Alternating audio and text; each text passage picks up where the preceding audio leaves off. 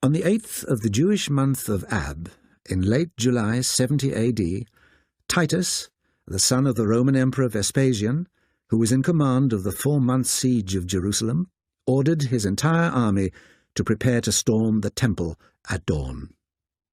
A total of 60,000 Roman legionaries and local auxiliaries were eager to deliver the final blow to the defiant but broken city.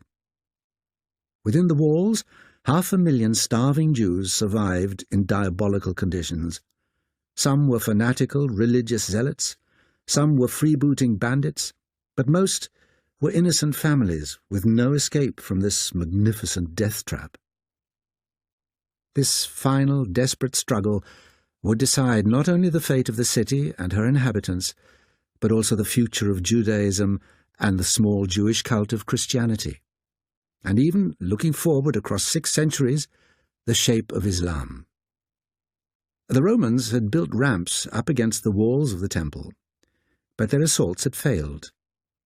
Titus told his generals that his efforts to preserve this foreign temple were costing him too many soldiers, and he ordered the temple gates set alight. The silver of the gates melted and spread the fire to the wooden doorways, windows, and fittings within, thence to wood piled in the passageways of the temple itself. Titus ordered the fire to be quenched. The Romans, he declared, should not avenge themselves on inanimate objects instead of men. Then he retired for the night into his headquarters in the half-ruined Tower of Antonia, overlooking the resplendent temple complex. Around the city walls there were gruesome scenes that must have resembled hell on earth. In the preceding months, Titus had ordered all prisoners or defectors to be crucified. 500 Jews were crucified each day. The Mount of Olives and the craggy hills around the city were so crowded with crucifixes that there was scarcely room for any more, nor trees to make them. Thousands of bodies putrefied in the sun, and the stench was unbearable. Dogs and jackals feasted in packs. Many Jerusalemites, as they escaped, swallowed their coins to conceal their treasure. They emerged, swelled like men with dropsy, but if they ate, they burst asunder. As their bellies exploded, the soldiers discovered their reeking intestinal treasure troves, so they started eviscerating all prisoners while they were still alive.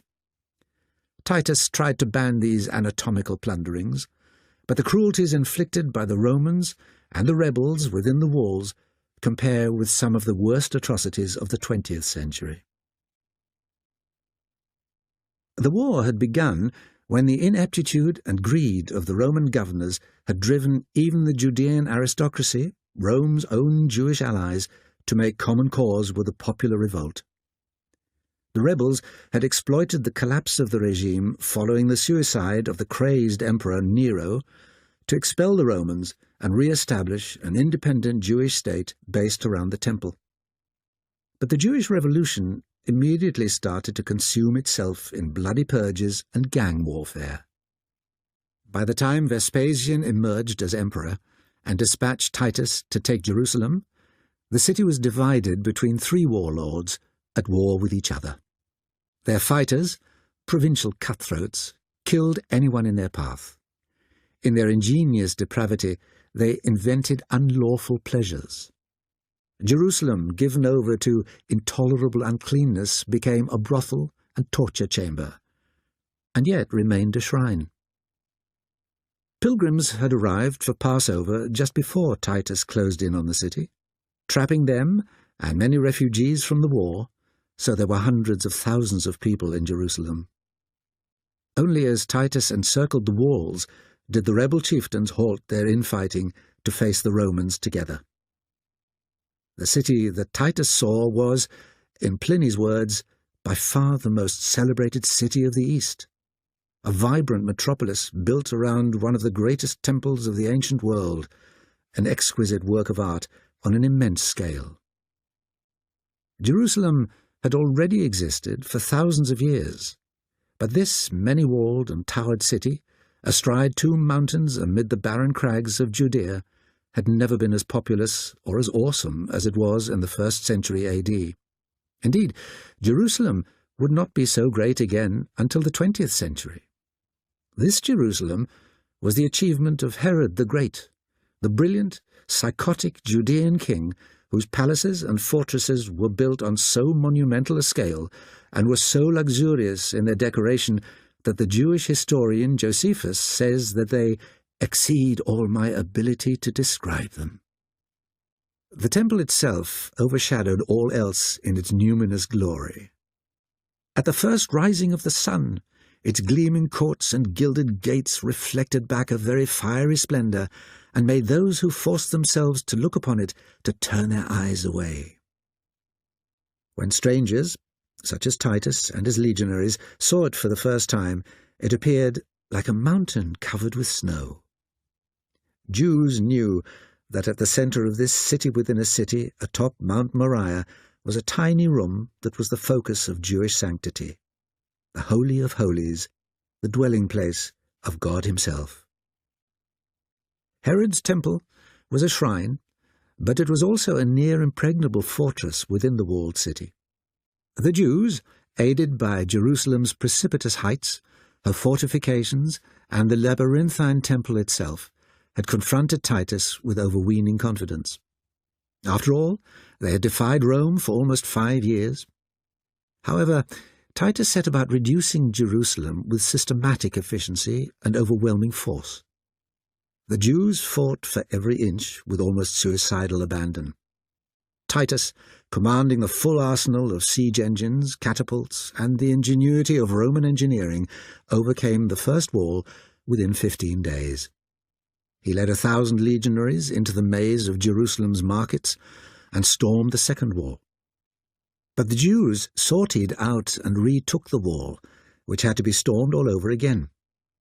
Finally, Titus decided to encircle and seal the entire city by building a wall of circumvallation. Next, the Romans stormed and razed the hulking Antonia fortress that commanded the temple itself, leaving one tower where Titus had set up his command post. By midsummer, as the blistered and jagged hills sprouted forests of fly-blown crucified cadavers, the city within was tormented by a sense of impending doom, intransigent fanaticism, whimsical sadism, and searing hunger. Yet the rebels were still fighting. Although Titus was proving to be a gifted commander and a popular son of the new emperor, Vespasian's unproven dynasty depended on victory over the Jewish rebels. Titus's entourage was filled with Jewish renegades, including 3 Jerusalemites: the historian Josephus, a rebel Jewish commander who had defected to the Romans and became Titus's advisor; the King Herod Agrippa II, a very Roman Jew, brought up at the court of the Emperor Claudius; and the king's sister Berenice, who had recently become Titus's mistress. In her best years and at the height of her beauty, noted Josephus. At the start of the rebellion, she and her brother, who lived together, incestuously claimed their enemies, had attempted to face down the rebels with a last appeal to reason. Now these 3 Jews helplessly watched the death agony of a famous city, Berenice from the bed of its destroyer. Prisoners and defectors brought news from within the city that especially upset Josephus, whose own parents were trapped inside. Even the fighters started to run out of food, so they too probed and dissected the quick and the dead, for gold, for crumbs, for mere seeds, stumbling and staggering like mad dogs. They ate cow dung, leather, girdles, shoes, and old hay. A rich woman named Mary became so demented that she killed her own son and roasted him. The rebels smelt the delicious aroma and burst into the house, but even those crazed hatchetmen, on seeing the child's half-eaten body, went out trembling. Jerusalem was, Josephus observed, like a wild beast gone mad, which, for want of food, fell now upon eating its own flesh. That night of the 8th of Ab, when Titus had retired to rest, his legionaries tried to douse the fire as he had ordered. But the rebels attacked the firefighters. The Romans fought back, and pushed the Jews into the temple itself. One legionary, seized with a divine fury, grabbed some burning materials and lit the curtains and frame of a golden window linked to the rooms around the actual temple. By morning, the fire had spread to the very heart of holiness. The Jews, seeing the flames licking the Holy of Holies and threatening to destroy it, made a great clamour and ran to prevent it. But it was too late.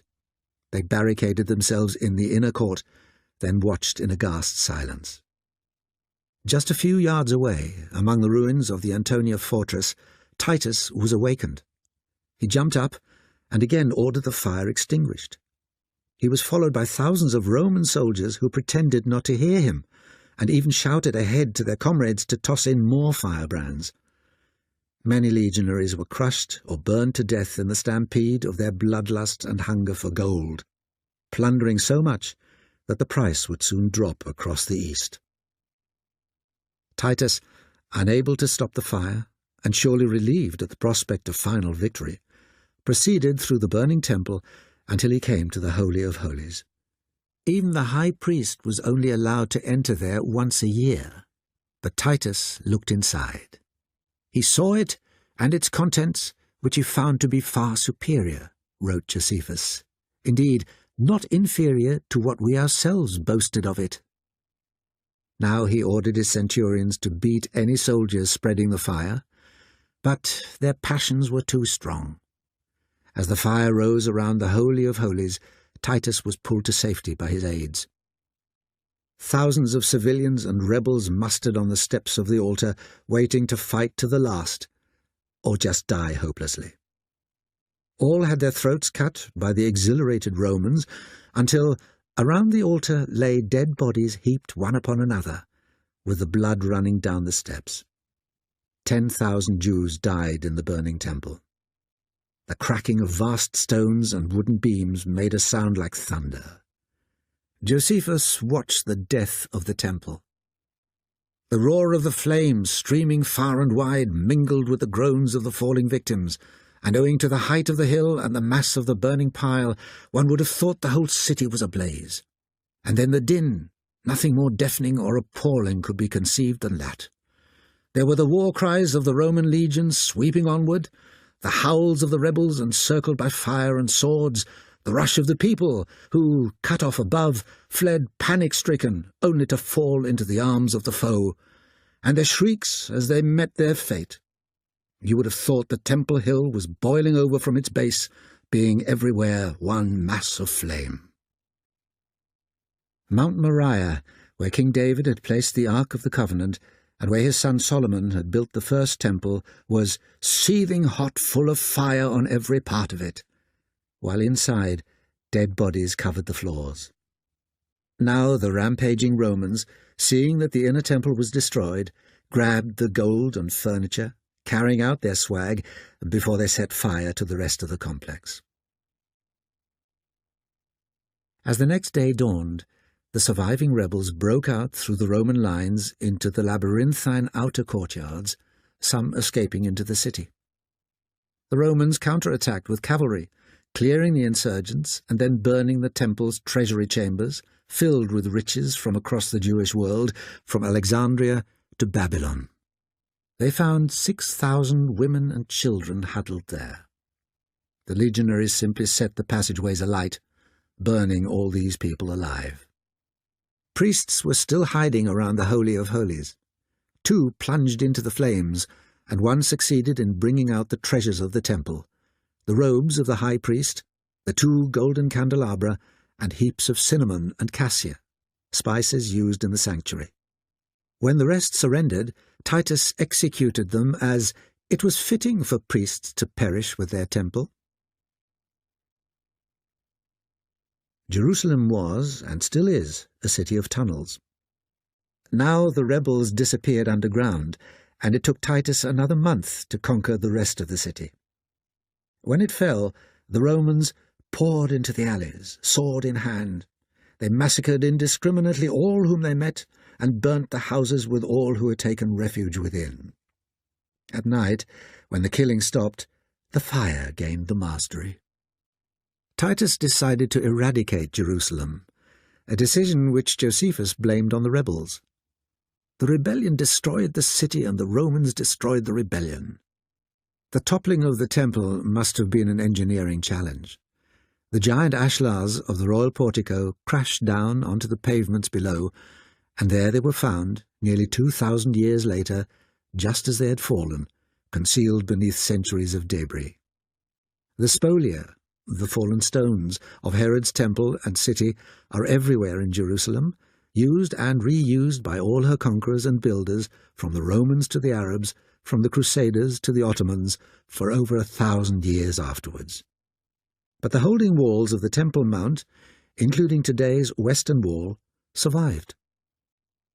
No one knows how many people died in Jerusalem, and ancient historians are always reckless with numbers. Tacitus says there were 600,000 in the besieged city, while Josephus claims over 1 million. Whatever the true figure, it was vast, and all of these people died of starvation, were killed, or were sold into slavery. The legions entirely demolished the rest of the city and overthrew its walls.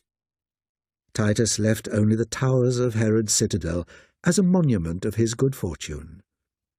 There, the 10th Legion made its headquarters. "This was the end which Jerusalem came to," wrote Josephus, "a city otherwise of great magnificence and of mighty fame among all mankind."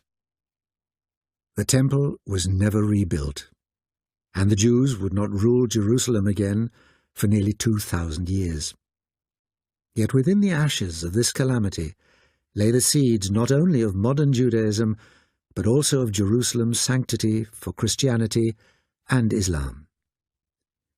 The Jews, who continued to live in the countryside of Judea and Galilee, as well as in large communities across the Roman and Persian empires, mourned the loss of Jerusalem and revered the city ever after. The destruction was also decisive for Christianity. Jerusalem's small Christian community, led by Simon, Jesus' cousin, had escaped from the city before the Romans closed in. Even though there were many non-Jewish Christians living around the Roman world, these Jerusalemites had remained a Jewish sect praying at the temple. But now the temple had been destroyed, the Christians believed that the Jews had lost the favor of God. The followers of Jesus separated forever from the mother faith, claiming to be the rightful heirs to the Jewish heritage. Christians envisaged a new celestial Jerusalem, not a shattered Jewish city. In the 7th century AD, when Muhammad founded his new religion, the destruction of the temple proved for him too that God had withdrawn his blessing from Jews and bestowed it on Islam. It is ironic that the decision of Titus to destroy Jerusalem helped make the city the very template of holiness for the other two peoples of the book. From the very beginning, Jerusalem's sanctity did not just evolve, but was promoted by the decisions of a handful of men. The first of these lived 1,000 years before Titus, King David.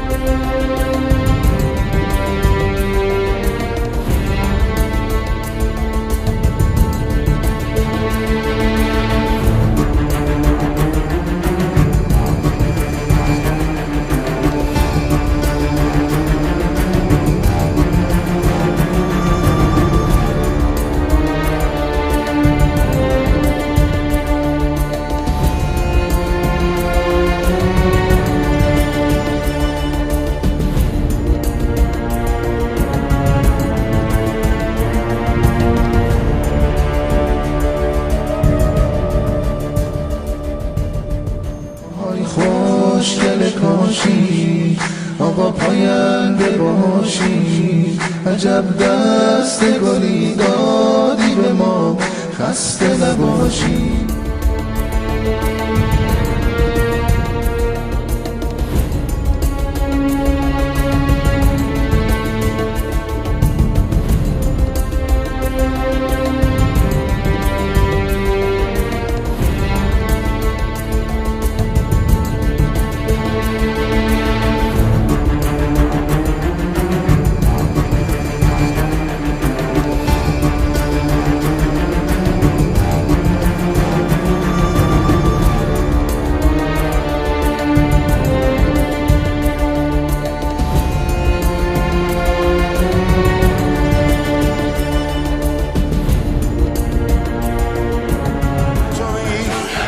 در طلبت مرد و زن آمده با درهمن، در طلبت مرد و زن آمده با درهمن.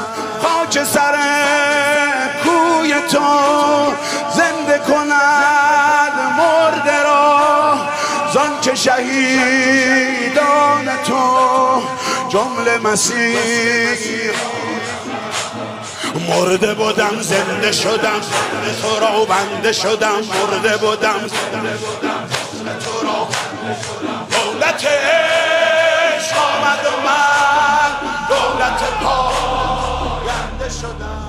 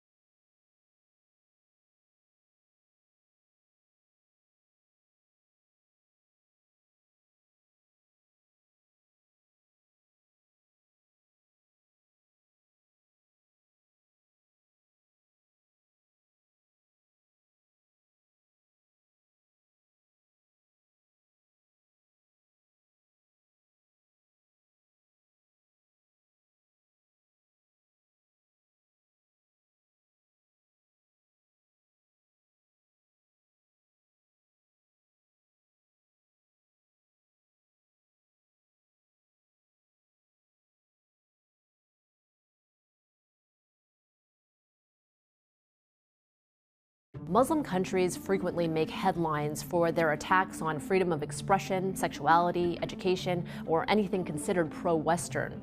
But few people may know that Islam once embraced these institutions in a period of history scholars refer to as the Golden Age, which notably coincided with the European Dark Ages. So what exactly was the Golden Age of Islam? Well, most historians understand the Islamic Golden Age as a period of history under the Abbasid dynasty, which ruled from the 8th to 13th century. At the time, Islam was only about a century old and concentrated in the Arabian Peninsula, the Mediterranean, and North Africa. Once the Abbasids took over and formed a caliphate, the capital was moved to Baghdad, and Islam spread to other regions. The Abbasids were inspired by verses from the Quran and Hadith that emphasized the value of knowledge rather than just religious devotion, and they strongly pushed for advances in science, art, and commerce. One of the most unique features of the Islamic Golden Age was its inclusivity. In Baghdad, the ruling caliph created a house of wisdom. Here, Christian and Jewish scholars were invited to join their Muslim counterparts to share ideas, information, and creative work, which was all translated into Arabic. These scholars carried out a variety of state-funded research projects, resulting in the Islamic world's first astronomical observatory and one of the most detailed world maps of the time. The House of Wisdom also fostered a considerable amount of scientific, philosophical, and scholarly works. Many Golden Age scholars put their studies to practical use, particularly in the field of medicine and healthcare. Physicians and philosophers wrote medical encyclopedias and textbooks that were used for centuries. One famous Persian physician was the first to differentiate between smallpox and measles. By the 10th century, pharmacies were a staple in most Muslim cities, and hospitals stayed open 24 hours. This era even saw a sort of universal health care, as hospitals were forbidden to turn away the poor. The period also gave way to some of the world's first universities, as well as countless works of art, including architecture, literature, and poetry. The Golden Age also saw the foundation of Sufism, which is a mystical Islamic philosophy that promotes peace, education, and philanthropy. Millions of people still adhere to Sufism, and the practice has been promoted as an alternative to radical forms of Islam. Most historians mark the 13th century as the end of the Golden Age, when Genghis Khan and his Mongol army conquered much of East Asia, including the Islamic Caliphate. In 1258, the Mongols destroyed Baghdad and the House of Wisdom, anecdotally throwing so many books into the Tigris River that it ran black with ink. The Caliphate was completely demolished. Had history played out differently, there's no telling what Islam would look like today. India is one country hoping that Islam's peaceful roots like Sufism will help break down the negative stereotypes surrounding the religion. To find out more about the mystical philosophy, watch our video here. Sufism arose less than a century after the founding of Islam. At the time, many Muslims were concerned with the religion's increasing materialism, which they believed would interfere with a spiritual connection with God. The word Sufi is an Arabic term for mystic, which itself was derived from suf, or wool.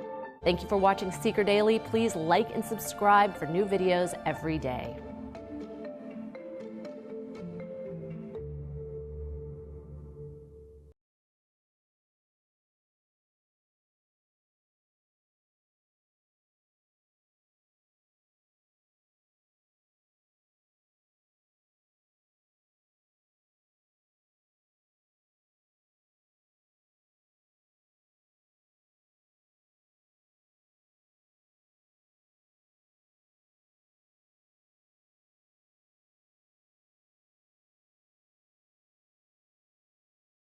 Significant thing about the Mongols for us would be that they became Muslims, most of them, in the end, converted to Islam, and then became, after being these tremendously destructive forces, some of the greatest patrons of the arts and letters in all of Islamic history.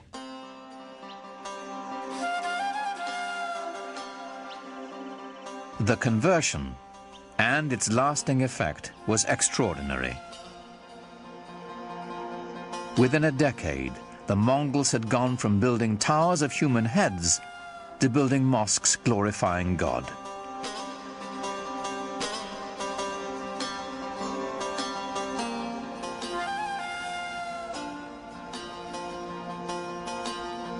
It is not surprising to me that the land conquered the conquerors. The Mongols themselves became Muslims or Islamic leaders par excellence. The Mongols transformed Islam.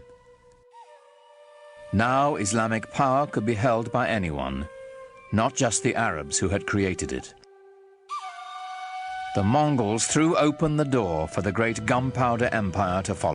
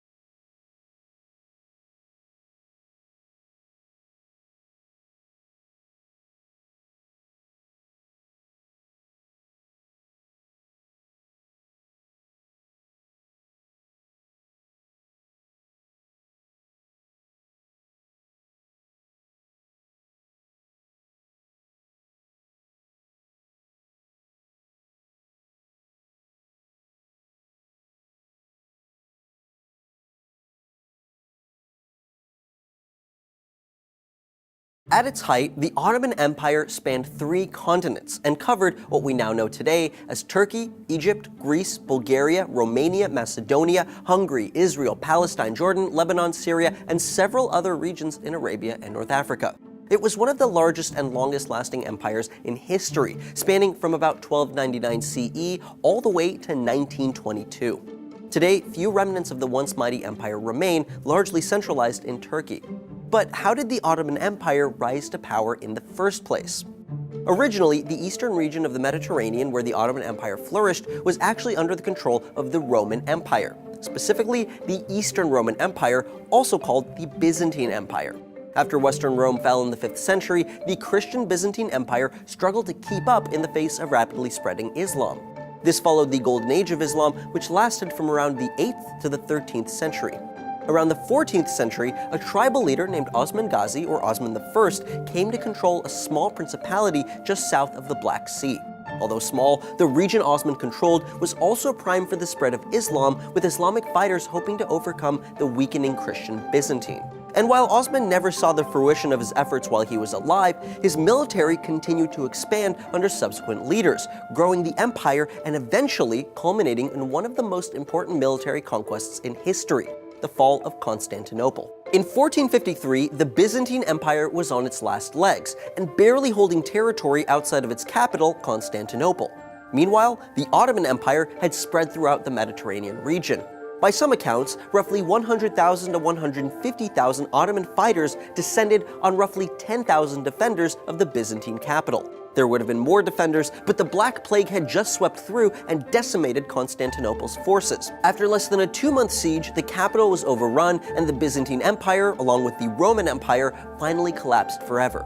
Constantinople was quickly converted into the new capital of the Ottoman Empire and was colloquially renamed as Islambol, meaning full of Islam.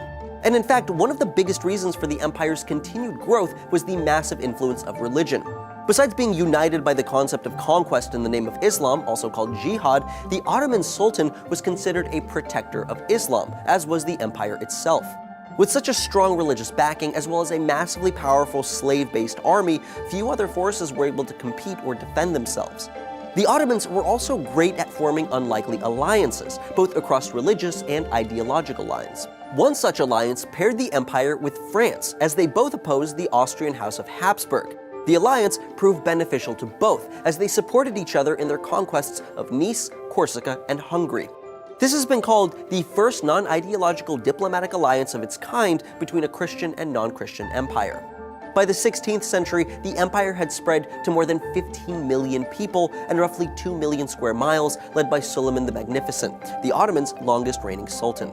The empire controlled the Mediterranean Sea, as well as Southeast Europe, Western Asia, the Caucasus, and North Africa, thus serving as the perfect melding of Eastern and Western cultures and acting as an intermediary for both sides of the world. Through endless military determination, a single family line of rule for centuries, and a highly centralized system of government, the Ottoman Empire was able to grow from a few miles of principality into one of the largest and most influential empires in history. But its superiority didn't last forever, and not long after its peak, it began a slow and steady decline, eventually resulting in the turbulence for which we now know the Middle East region.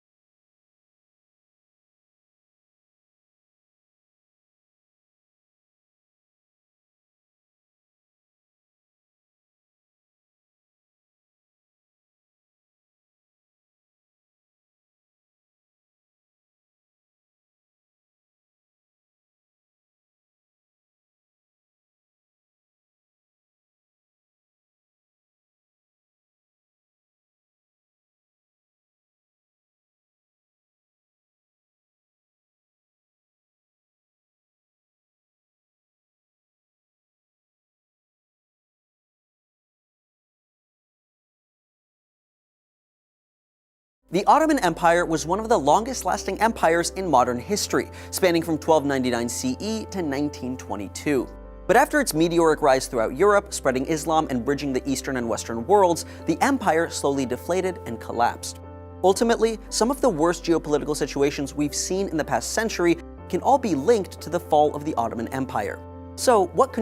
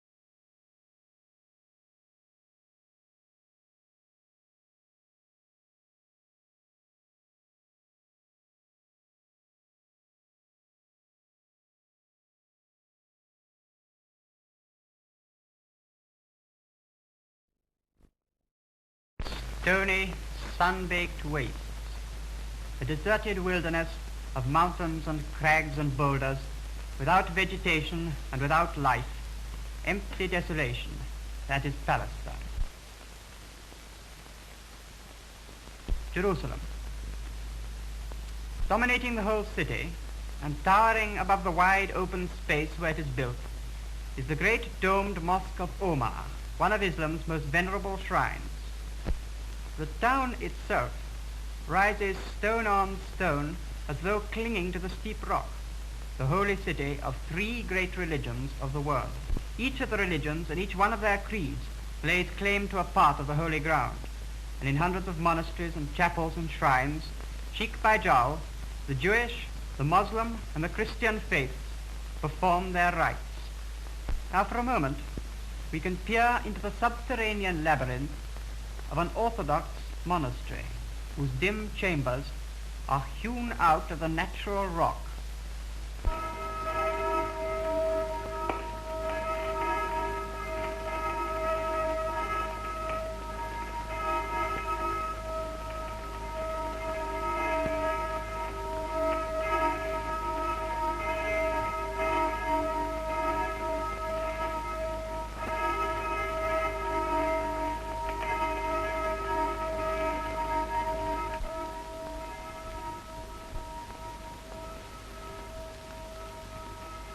Behind the Mosque of Omar is the Wailing Wall, where the Jews still lament the fall of Solomon's ancient empire, which the Romans destroyed nearly 2,000 years ago.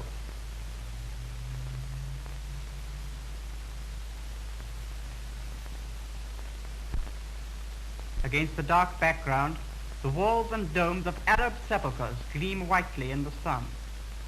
The progress of civilization has in no way changed the life of the Arab population of Palestine. Today, they eke out their primitive existence in much the same way as did their furthest wandering ancestors.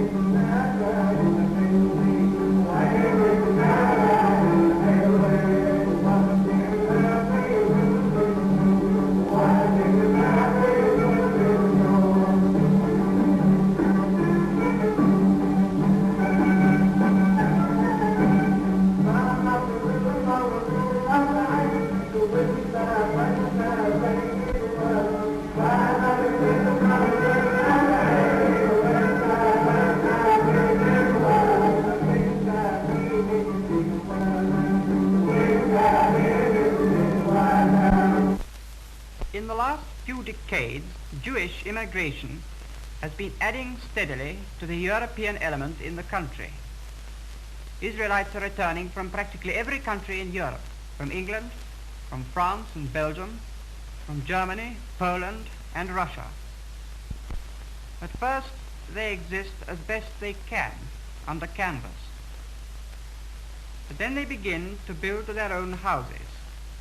And one after the other, the new buildings rise till they form big colonies together.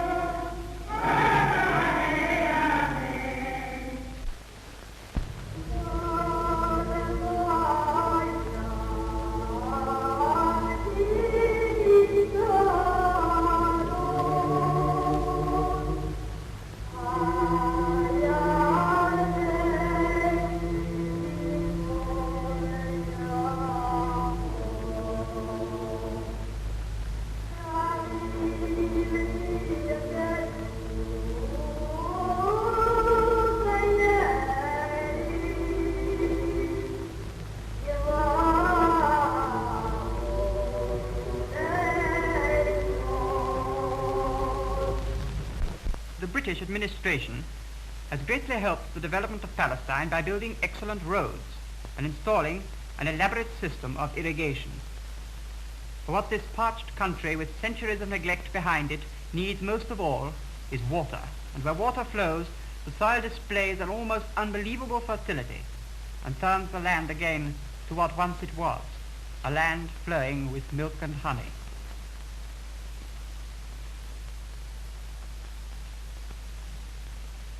The settlers owe their modest prosperity chiefly to the magnificent oranges and grapefruit.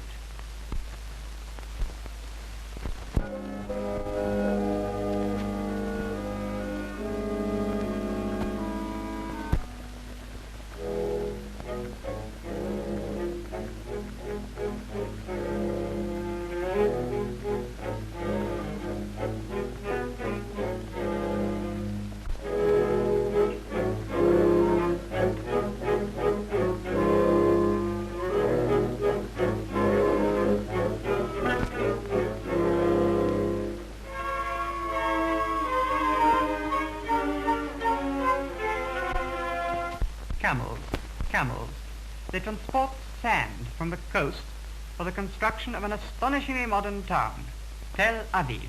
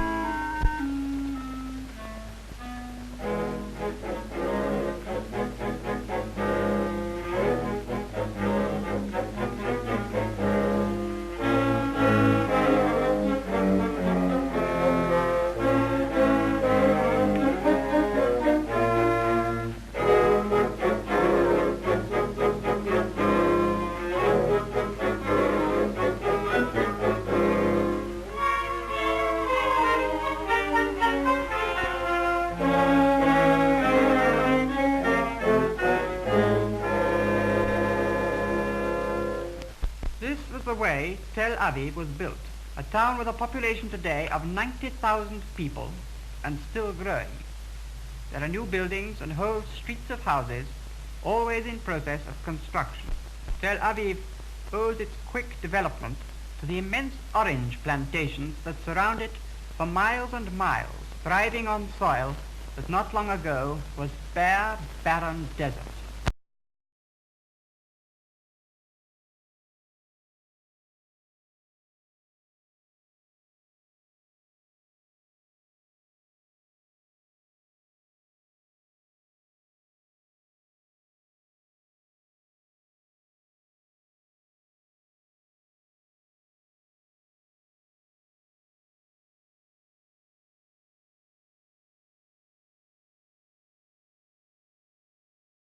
Continued to shrink. In the early 20th century, the First World War provided an opportunity for the Ottomans to reclaim their lost territory. So in 1914, they joined with the European Central Powers against the Allies, consisting of Britain, France, and Russia. Although the Central Powers had some early victories, including the collapse of the Russian government in 1917, by the following year, the Allies had overwhelmed their opponents and won the war. British troops occupied the Ottoman capital of Constantinople, and the entire empire was ceded to the Allies, who partitioned it away. Early in the war, Allied agents contact Sharif Hussein, one of the key tribal leaders in Arabia. The British have heard about a nationalist movement gaining strength across the desert. They want to use Arab nationalism as a weapon in the war against the Turks. The British urge Hussein to join the Allies and lead an Arab revolt in the desert. Hussein is quite clear about what he wants in return for his support in the war: Arab independence. London agrees to help achieve that goal, but their response is appropriately vague. They don't want the Arabs to be completely free. What they really want is British influence in Arabia. On June 10, 1916, Hussein finally declares a revolt against the Turks. The British have supplied him with guns and gold. But the Arabs are undisciplined. Various tribes and factions argue among themselves.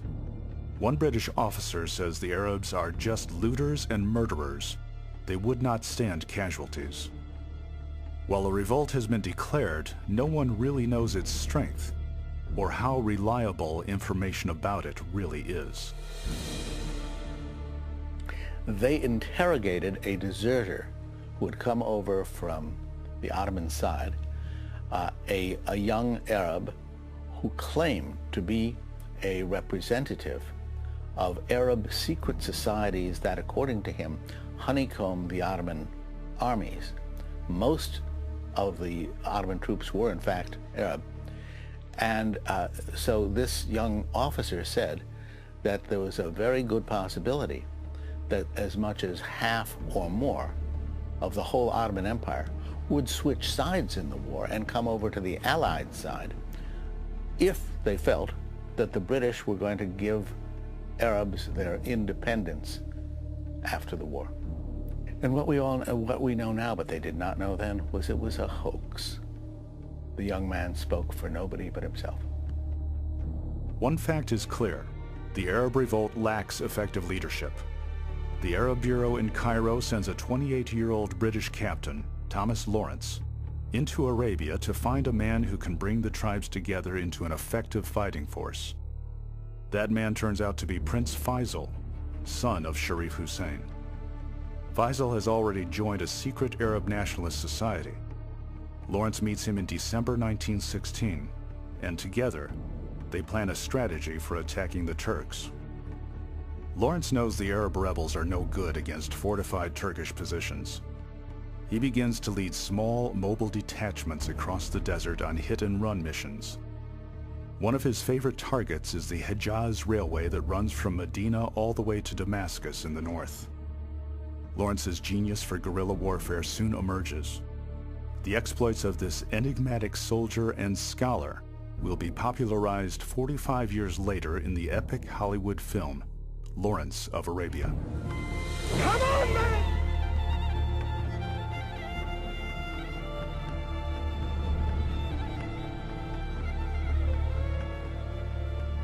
On July 6, 1917, Lawrence and his Arabs achieve a victory that the British generals in Cairo consider to be impossible.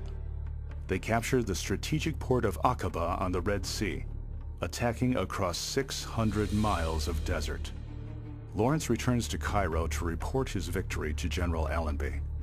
Dressed in Arab costume, he creates quite a stir at headquarters. But Allenby has a liking for the unorthodox and appreciates Lawrence's abilities. After the victory in Aqaba, Allenby agrees to supply the Arabs with more guns and more gold. Throughout 1917 and 1918, the Arab revolt plays havoc with the Turkish line of communications, pinning down about 30,000 enemy troops that cannot be used against Allenby. But they stay clear of the fortress at Medina. The idea of assaulting Medina was not in accord with our best strategy. We wanted the enemy to stay in Medina, and in every other harmless place in the largest numbers, so long as he gave us the other 999 thousandths of the Arab world. During the first 3 weeks of May 1918, Arab rebels blow up the Hejaz Railway 25 times. Prince Faisal soon becomes London's favorite Arab leader. By September 1918, General Allenby is ready for his final push toward Damascus. Lawrence and his men destroy 4 miles of Turkish railroad tracks in support of Allenby's advance. The enemy is clearly demoralized and falling apart. The Arab revolt gains more energy as other Arab tribes join Faisal's army. Some of them fight for independence, but most of them fight for the spoils of war. As the official British history notes, they saw their old enemy reeling to destruction. They saw a vision of freedom, and nearer at hand, a vision of loot.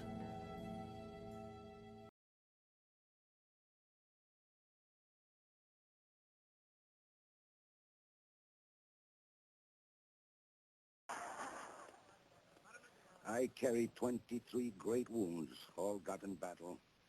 75 men have I killed with my own hands in battle. I scatter, I burn my enemies' tents. I take away the flocks and herds.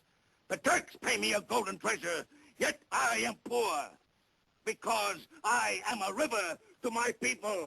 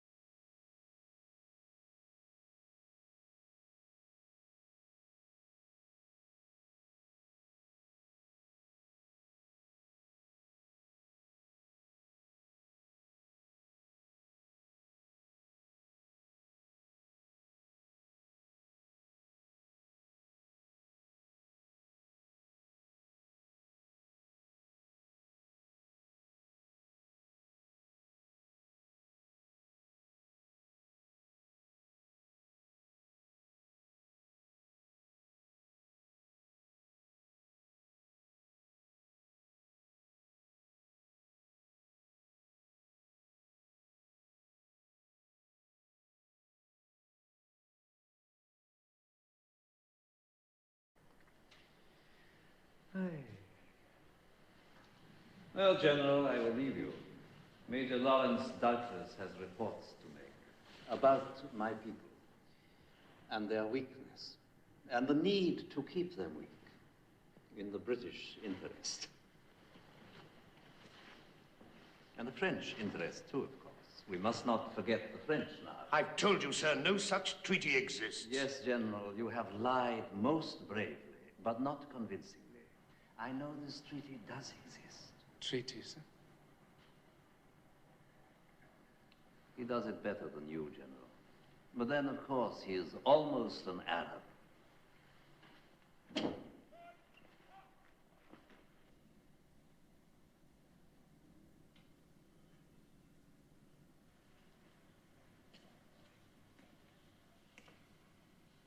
You really don't know? Then what the devil's this? It's my request for release from Arabia, sir. For what reason? Are you sure you haven't heard of the Sykes-Picot Treaty? No. I can guess. Don't guess. Tell him. Well, now, Mr. Sykes is an English civil servant. Monsieur Picot is a French civil servant. Mr. Sykes and Monsieur Picot met, and they agreed that after the war, France and England should share the Turkish Empire, including Arabia. They signed an agreement. Not a treaty, sir. An agreement to that effect. There may be honor among thieves, but there's none in politicians. And let's have no displays of indignation. You may not have known, but you certainly had suspicions. If we've told lies, you've told half-lies. And a man who tells lies, like me, merely hides the truth. But a man who tells half-lies has forgotten where he put it.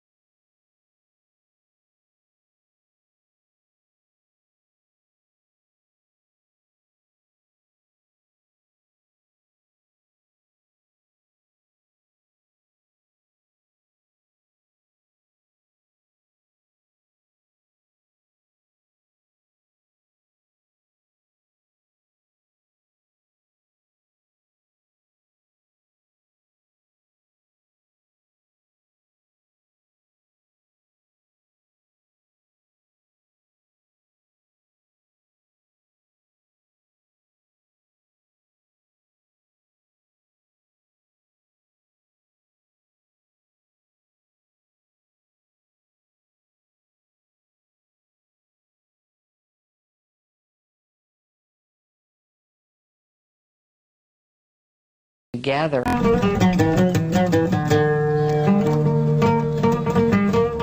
100 years ago, the Arabian Peninsula was a place of warring tribes.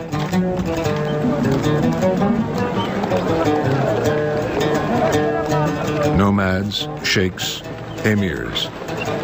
Among them was the family of Al Saud. At that time, the Saudi Arabian kingdom consisted of tribes and small fiefdoms. There was no unity amongst these warring groups. The Saudi Arabian kingdom was never united the way it is today until the reign of King Abdul Aziz. With the Ikhwan troops, Abdul Aziz captured province after province of the vast desert. By 1926, he and the Ikhwan had captured the jewels of Arabia, Mecca and Medina, making Abdul Aziz the ruler of Islam's holy shrines. It brought prestige and substantial income from visiting pilgrims. It was also a great victory for the Wahhabis. The Wahhabis took their name from an 18th century Islamic preacher, Muhammad bin Abdul Wahhab. Wahhab was first to see the value in forging an alliance with the able tribesmen of the Al Saud family in order to help spread his austere version of Islam. The path was now clear. In 1932, Abdul Aziz declared himself a king and, for good measure, gave his name to the country, Saudi Arabia.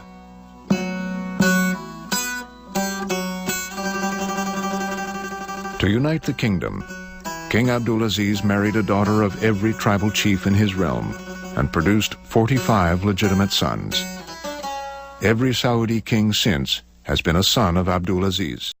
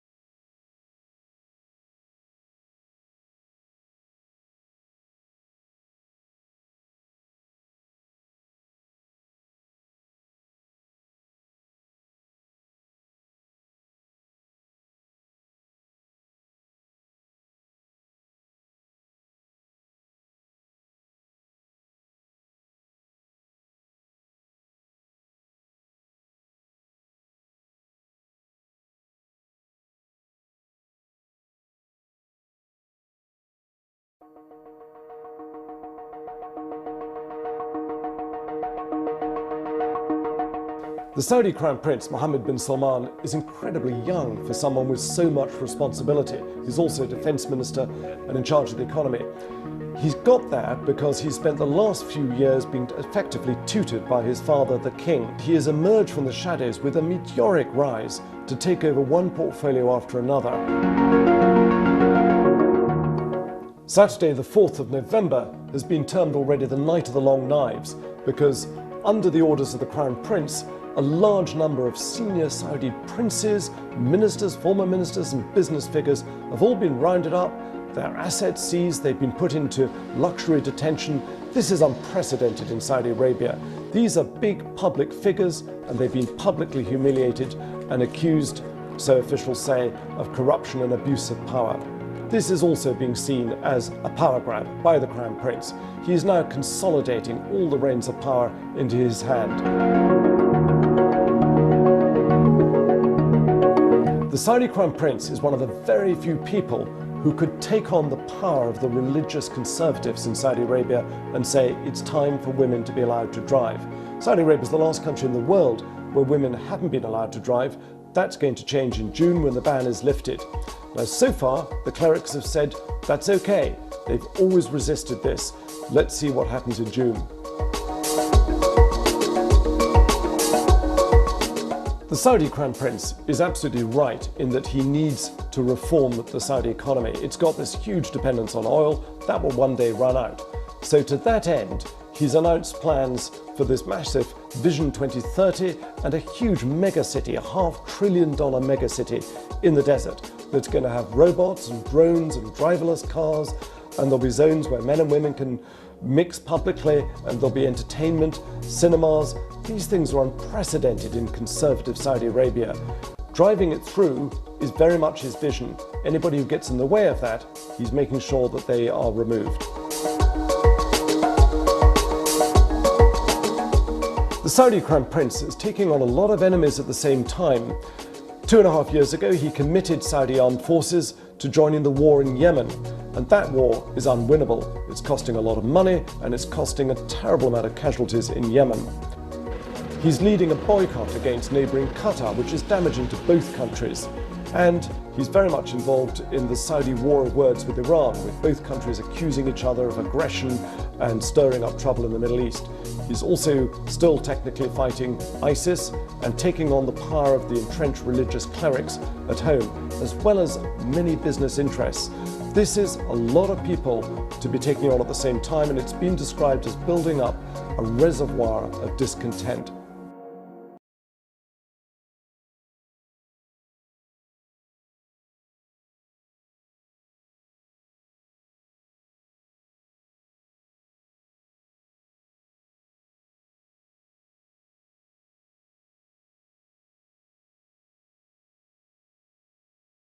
Certainly, all the seeds were planted then, in the sense that it was the British who promised the Arabs independence on the one hand, and a Jewish homeland on the other, and you could not simply reconcile one with the other. The British scattered promises to anyone who might be of some use to them, without thinking about the consequences. So British duplicity, British double-dealing went a long way to perpetuate the conflict in Palestine. At the end of the day, when you're fighting a war, you are very liberal in what you're offering in terms of a post-war settlement. When you get down to the conference table when the war has ended, and you have to start honouring your agreements, you then have to decide what's in your interest or not. And the British saw the Middle East as a Western flank for their power in India and their power in Asia in general. The story of Britain's involvement in the Middle East and the ensuing struggle between Arab and Jew begins with her colonial past. At the beginning of the 20th century, King Edward VII ruled over a vast empire, with interests in every part of the world. India became increasingly important because it was the second pillar of British power in the world. Moving the Indian Army about was extremely important in extending British interests and British influence across the globe. And the Suez Canal was, of course, the quick way to do that. It's very important for the British geopolitical position to ensure the Suez Canal remains safe and secure.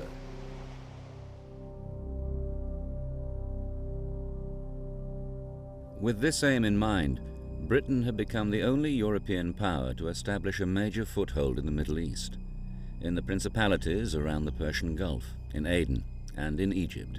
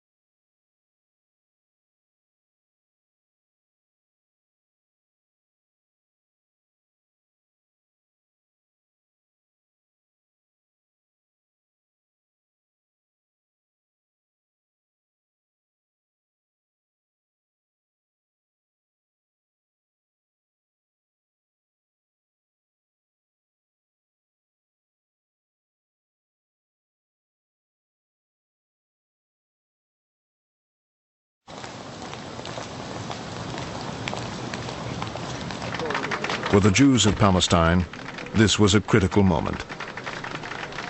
Ben-Gurion was determined to go ahead with or without international support. I had to act fast. I didn't consult anyone. Today, the British mandate over the land of Israel ends. We declare a Jewish state in the ancient land of Israel. It will be called the State of Israel.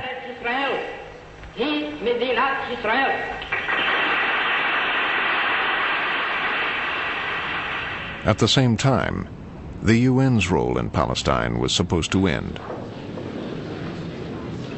When the hands pointed to 6 o'clock, the Iraqi delegate got up and said, Mr. President, there is a very important matter to consider before we proceed.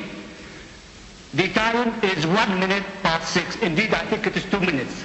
The United States delegate, when he came to this rostrum, declared that if by 6 o'clock we cannot arrive at any conclusion, the whole game is up, and I hold that to you, Mr. President, to give us your ruling. The time is past 6 now. That was about the only occasion when the Iraqi delegate and I have ever agreed on anything. He was full of exuberance because he thought the game is up and now the road is open for the Arab invasion. I felt that the game is up, and that meant that we were free to establish our state without being accused of impinging upon an international decision. Then the news from Israel arrived. This government has been informed that a Jewish state has been proclaimed in Palestine, and recognition has been requested by the provisional government thereof.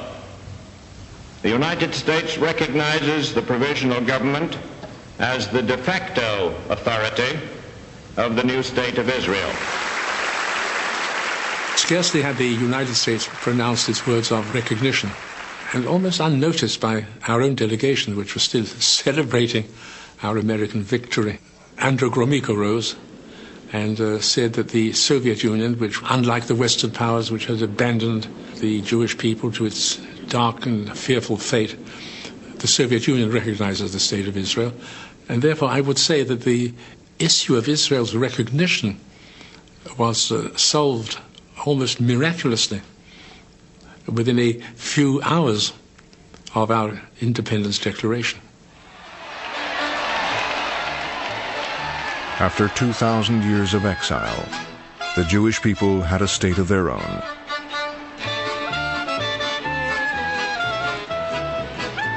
But even as they danced, Israel's fate hung in the balance. The day after Ben-Gurion declared the State of Israel, the armies of Egypt, Jordan, Iraq, Lebanon, and Syria invaded.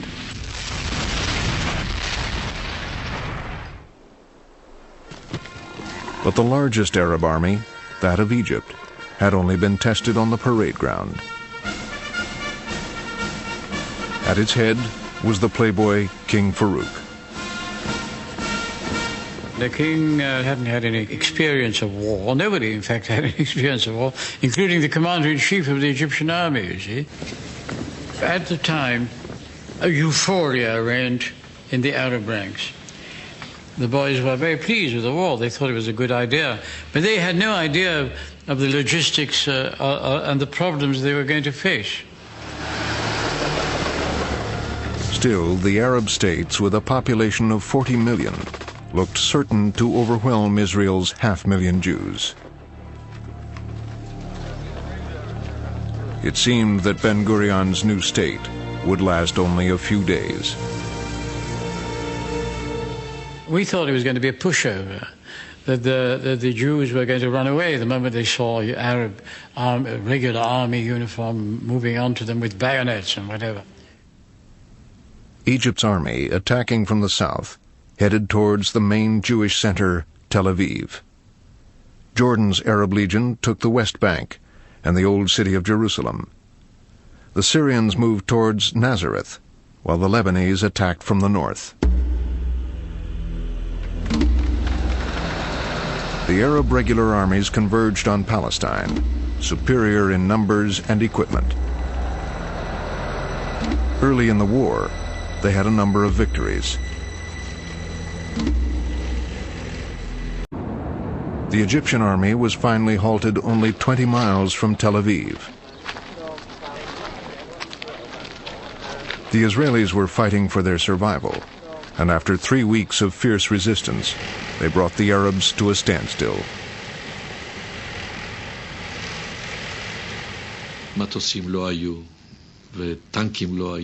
We had no aircraft. We had no tanks. And we were going into war this way. We hardly even had guns. We would try to buy guns as much as we could, anywhere we could. In this situation, we were really saved by Czechoslovakia, that is Russia. America didn't give us arms.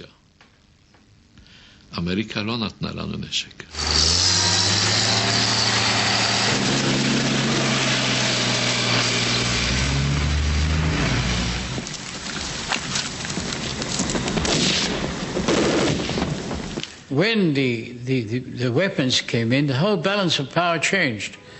And the Israelis would then pass on to the offensive. We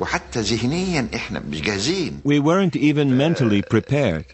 We just weren't ready. So our officers were confused and panic-stricken. And so the Egyptian army was surrounded, and then the Jordanian army just kept neutral, didn't interfere in any way.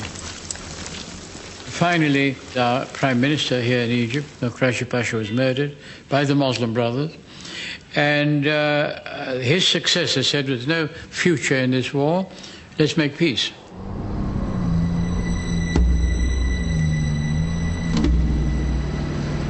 But there was no peace, only a ceasefire agreement. The Arabs believed a peace treaty would be an acknowledgement of defeat. Both sides mourned their dead.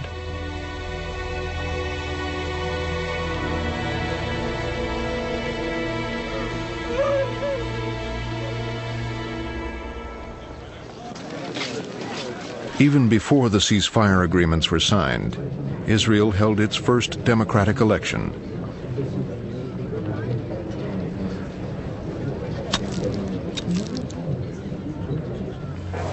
Ben-Gurion and his Labor Party won.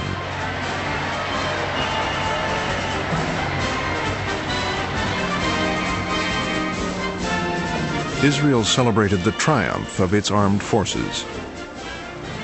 But the Arabs refused to recognize Israel's right to exist. For the Arabs, the legacy of the 48 War was the displacement of the Palestinian people. The Palestinians now faced political extinction. The West Bank was annexed by Jordan, and Gaza was ruled by Egypt, which left them with nothing.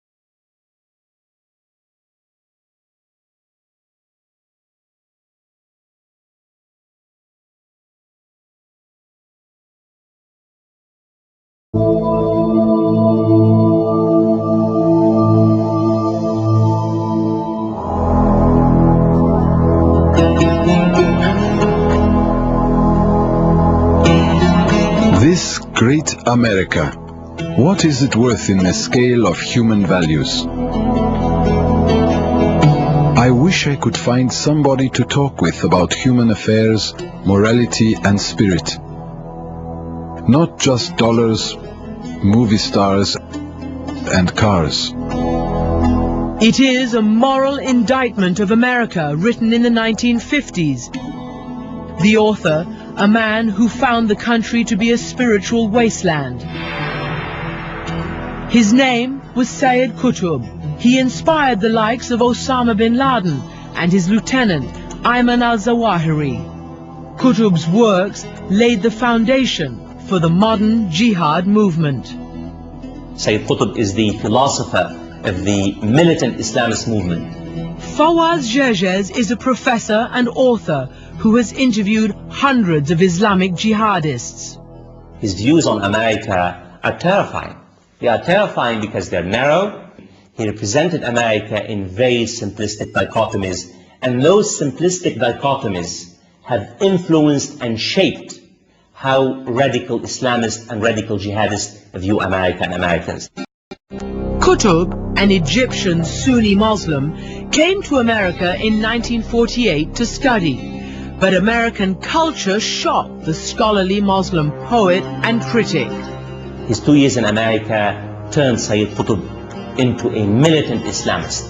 He resented the deep philosophical secular roots of American society. He resented the way women and men interact in society. He resented the obsessive nature of American materialism. He believed that America lacked spiritualism. I fear that a balance may not exist between America's material greatness and the quality of its people. Qutb returned to Egypt and preached a message of restoring Muslim nations to their religious roots. The secular Egyptian government of Gamal Abdel Nasser imprisoned and tortured him, and finally in 1966 executed him.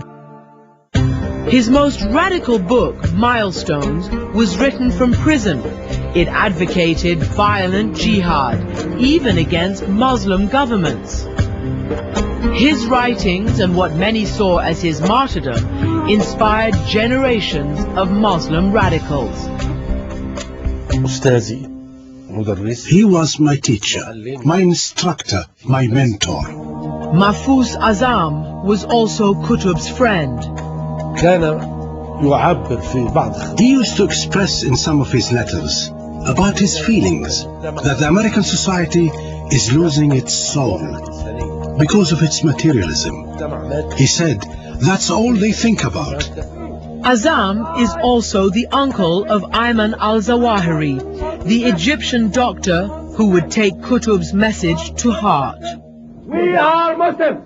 We are Muslims who believed in their religion. Zawahiri has become one of the most notorious terrorists of our time, second in command to Osama bin Laden. We want to speak to the whole world.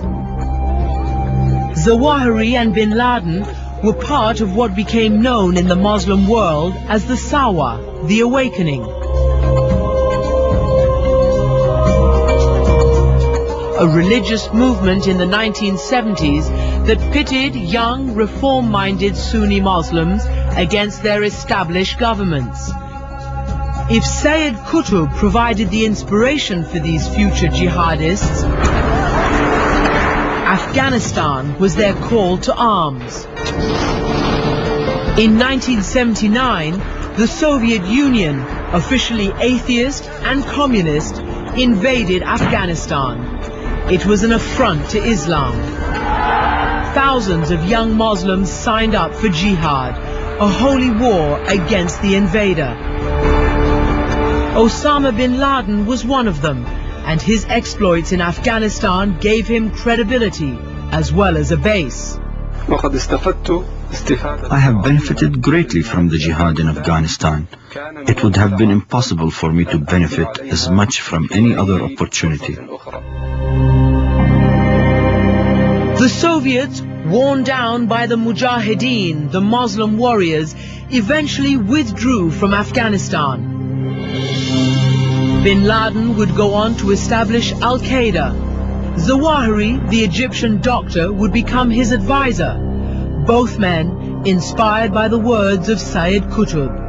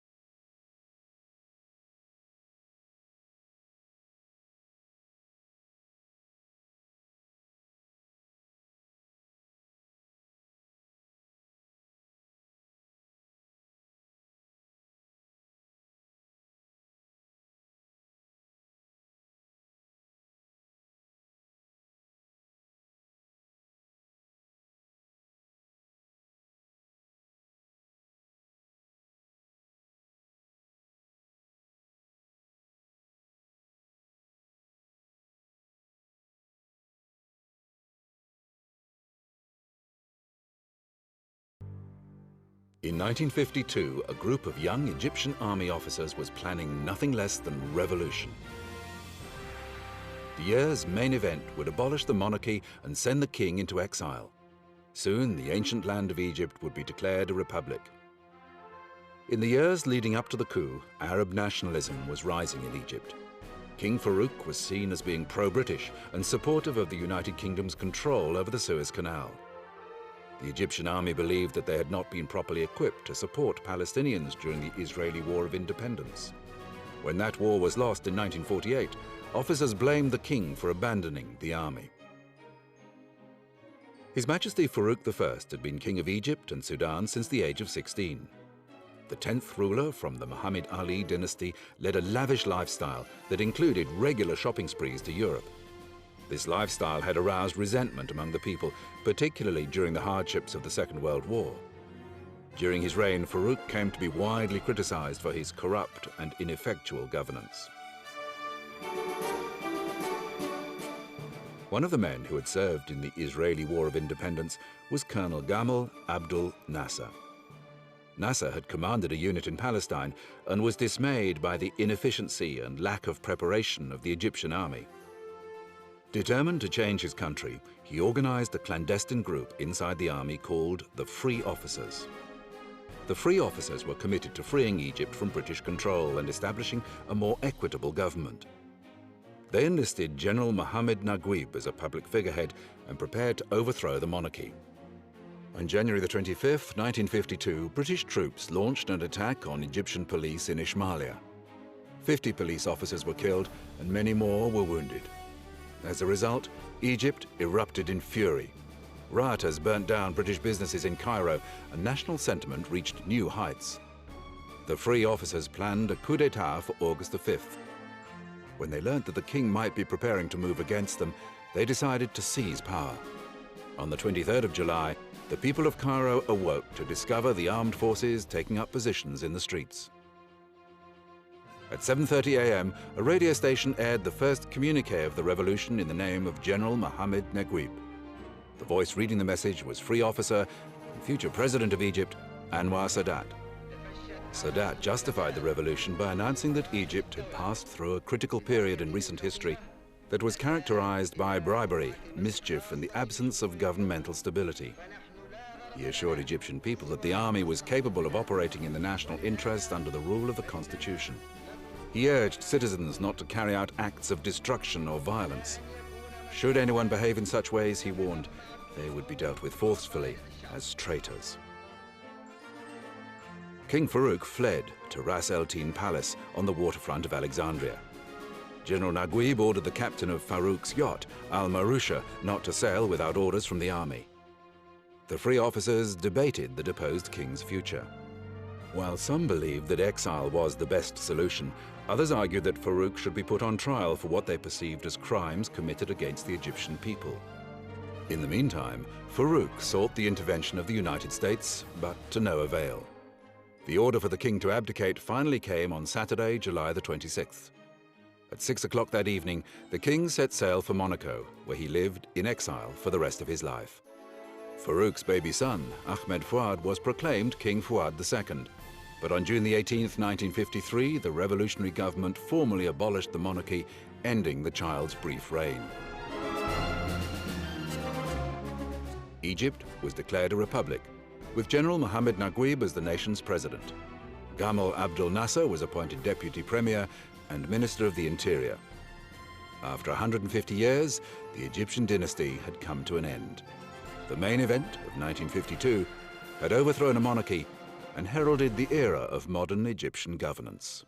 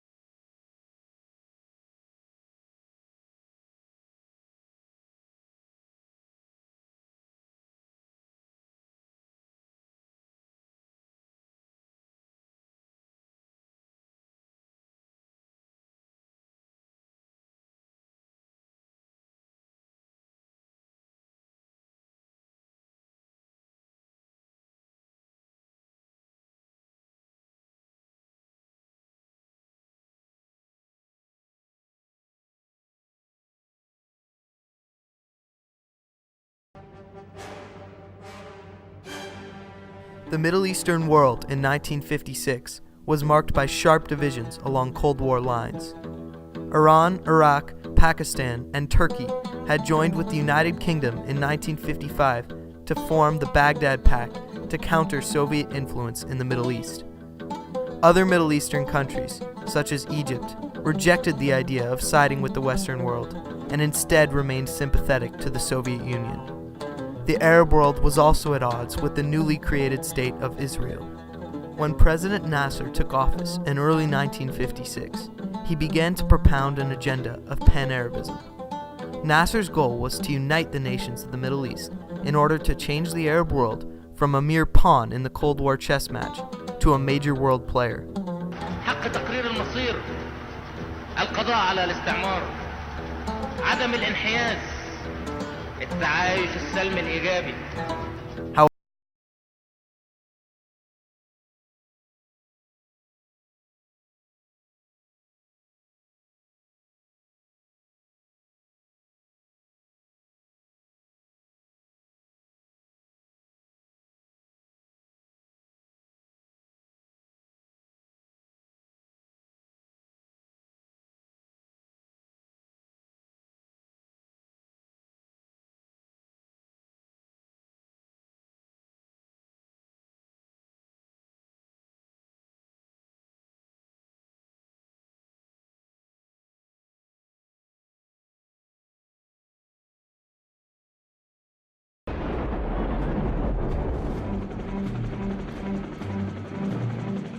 "40 years ago, in June of 1967, the Sinai Desert between Egypt and Israel would become a graveyard for an army.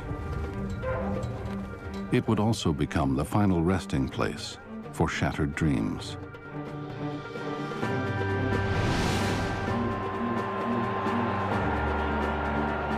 In Egypt, Gamal Abdel Nasser, the charismatic leader of the Arabs, envisioned a new Arab world, a great pan-Arab nation, strong, secular, socialist. Led by Nasser, it would stretch across the Middle East.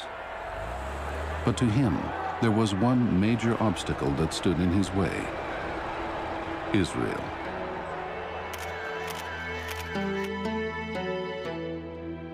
In 6 short days of war, Nasser will lose not only his dream, but his army, his air force, and much of his prestige. 3 years later, he will die of a heart attack. His friends will say he died of a broken heart.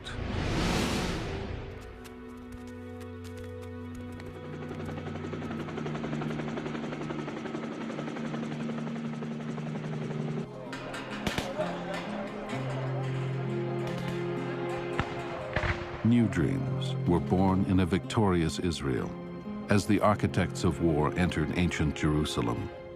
Missing from this glorious moment is an important character, Levi Eshkol, Prime Minister of Israel.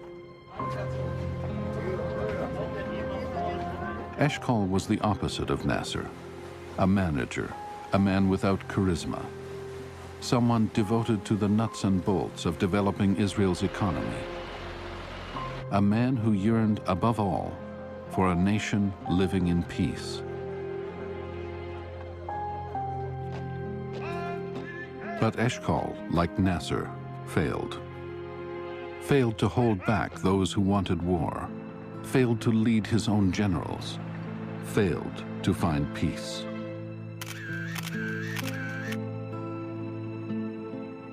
Eshkol will barely survive the war. When he dies 18 months later, his wife will say that he too died of a broken heart.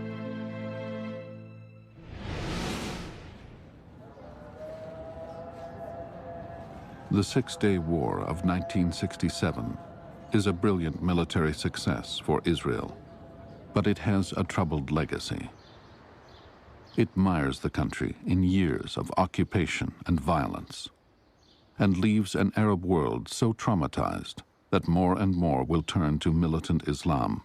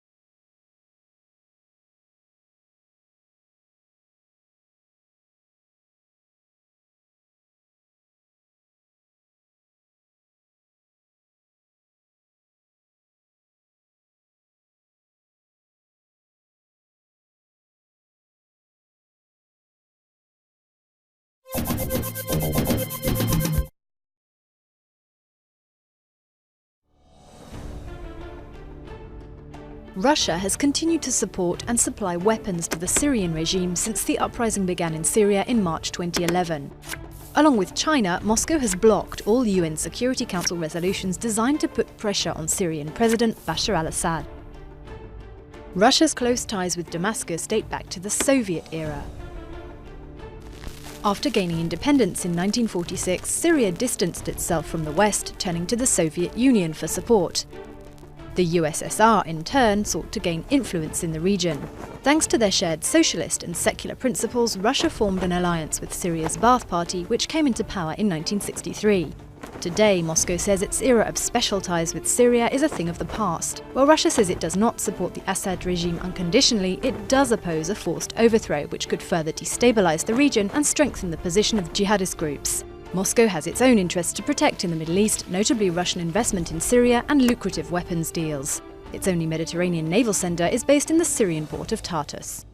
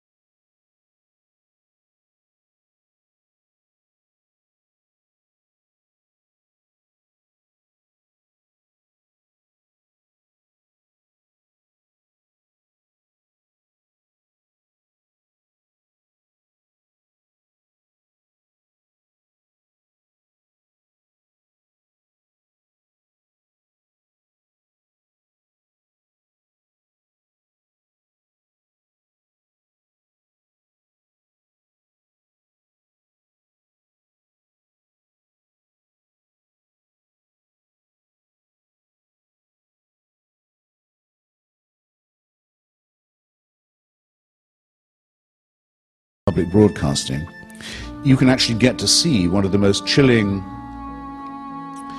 annihilatingly chilling actually, videos ever made in the 20th century. It shows the moment at which Saddam Hussein, the actual moment at which Saddam Hussein seized power in Iraq for himself. There's the Central Committee of the Ba'ath Party, perhaps 100 people, are sitting in a very formal array in a conference room. And Saddam Hussein is chairing them from a podium, smoking a large cigar.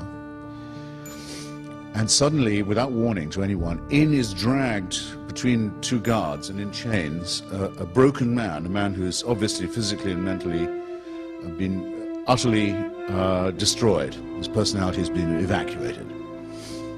And prodded a bit, he stumbles through a confession that implicates himself and others in a plot to destroy the Iraqi Republic, to remove the regime of the Ba'ath Party, and to ruin the Iraqi revolution, the counter-revolution, in other words. Having confessed for himself and having begged to be executed for his crimes, having been reduced to a state of complete abjection, the man then says, the following members of this Central Committee were with me in this plot, and he begins to read out their names. Slowly. And as this happens, you can see it, the guards move every time a name is mentioned, and they grab the member of the Central Committee and lead him out of the door. And after about a dozen of these, there's panic. Sheer animal panic starts to spread among those who haven't yet been named. And in the hope that they're not going to be, they start screaming and jumping up and saying, "Glory to Saddam Hussein, our leader, all praise to him, the sun, the moon, the stars of Iraq," praying that it won't be them who are called next. Nothing Nothing makes any difference. The harvest just goes on randomly. They're taken off the chessboard and taken out until half of them are gone, and the rest are just limp and done for and almost dying with relief that it wasn't them. It's the most extraordinary live show of a real, for keeps, political purge that you'll ever see. And then there's the second half, where the surviving half are told to go out in the yard and are given guns and are told to shoot the convicted half. Now they're in the plot. Now they are cemented to the leadership.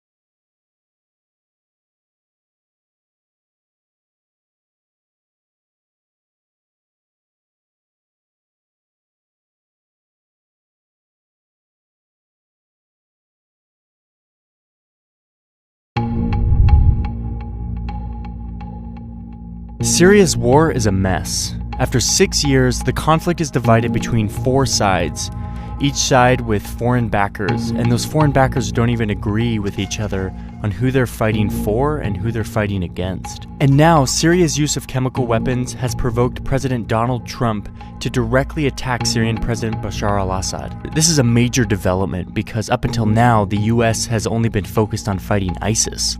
To understand the crisscrossing interventions and battle lines in Syria today and how it got this way, it helps to go back to the beginning of the conflict and watch to see how it unfolded. The first shots in the war were fired in March 2011 by Syrian dictator Bashar al-Assad against peaceful Arab Spring demonstrators.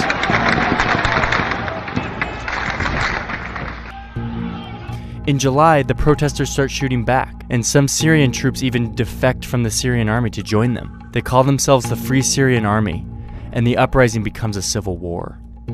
Extremists from around the region and the world start traveling to Syria to join the rebels. Now, Assad actually encourages this by releasing jihadist prisoners to tinge the rebellion with extremism and make it harder for foreign backers to support them. In January 2012, Al-Qaeda forms a new branch in Syria, Jabhat al-Nusra.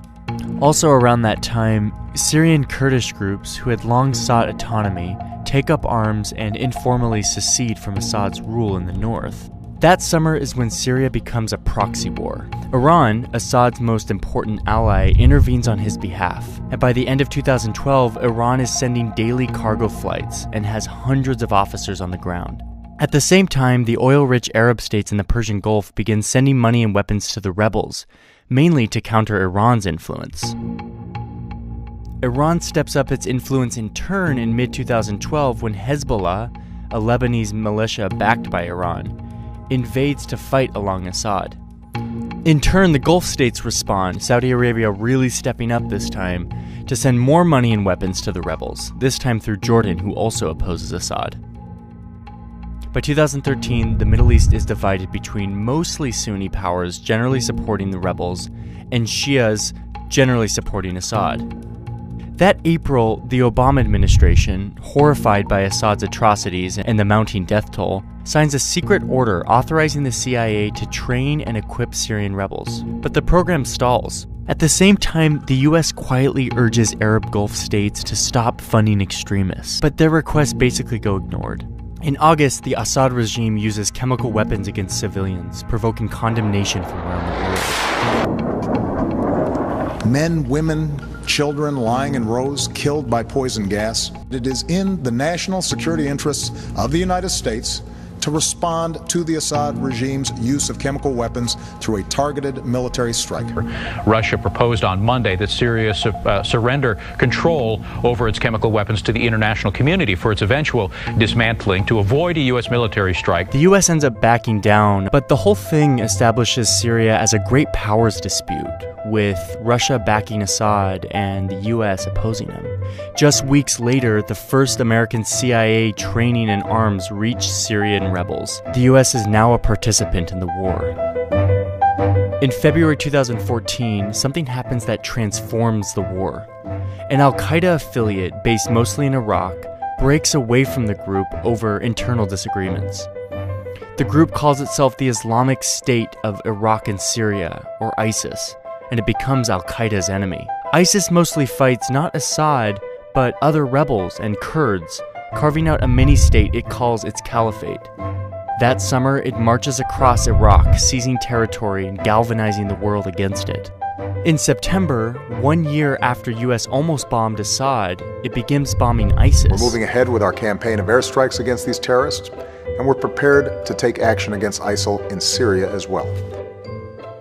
That summer, in July, the Pentagon launches its own program to train Syrian rebels, but will only train those who will fight ISIS, not Assad. The program fizzles, showing that America now opposes ISIS more than Assad, but that there's also no like-minded Syrian proxy forces on the ground in Syria. In August, Turkey starts bombing Kurdish groups in Iraq and in Turkey, even as these Kurdish groups are fighting ISIS in Syria. But Turkey doesn't bomb ISIS. This gets to one of the big problems in this conflict. The US sees ISIS as its main enemy, but the US's allies like Turkey and a lot of Middle Eastern states have other priorities. This makes for a lot of unclear and confusing alliances. The next month, in September, Russia intervenes on behalf of Assad, sending a few dozen military aircraft to a long-held Russian base in the country. Russia says it's there to bomb ISIS, but in fact only ends up bombing anti-Assad rebels, including some backed by the US. The next year, Donald Trump wins the White House, vowing to stay out of Syria and signaling that Assad should be able to stay in power. At the end of 2016, Assad, helped by Russian air power and Iranian-sponsored militias, retakes the Syrian city of Aleppo, knocking the rebels out of their last remaining urban stronghold. Then, in spring 2017, Assad once again uses chemical weapons against his people, killing 85, including 20 children. Back in the US, Trump says his attitude towards Syria and Assad has, quote, changed very much due to the attacks. He vows to respond, and within just a few days, the White House launches dozens of Tomahawk missiles that strike an airbase in Syria. This is the first time the United States has directly attacked the Assad regime, and this adds yet another crisscrossing complication to the already multi-dimensional civil war. So as it stands now, Syria is in ruins. Even as Assad recaptures land, the rebellion perseveres, and with outside countries fueling each of the groups, it's clear that there's still no end in sight.